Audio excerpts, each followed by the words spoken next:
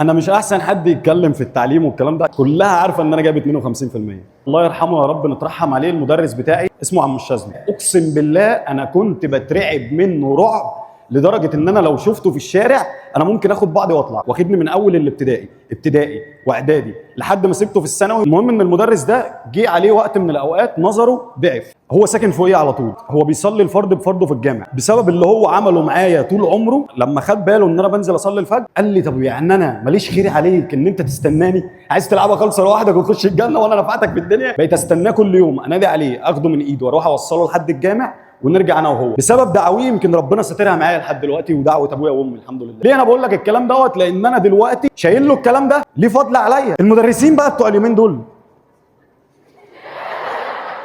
بيعملوا ايه؟ انا اسف والله بجد، والله العظيم مع احترامي للجميع، اقسم بالله انا ما بحترم اي مدرس. المفروض ان هو يعتبركم كاخواته ولا كاصحابه، يكون اللي ظاهر دوت من مهرجانات، من رقص، من تنطيط. هل الامانه ان انا اجيب اخويا كويس دوت واخده واعلمه مهرجانات واعلمه ان احنا نعمل تيك توك انا واختي ومش عارف ايه والكلام ده؟ هل دي الامانه؟ السلام بقى المدرسين اللي بيخصصوا، هم عارفين هم بيعملوا ايه. المدرس اللي بينزل صوره مع بنات، خلاص اتصورنا، مش هبقى انا واخد الصوره عارف انا بنزلها ليه؟ هل دي دعايه ليا؟ عنده بنات اللهم صل على النبي، عنده بضاعه حلوه هروح له انا الحصه الجايه.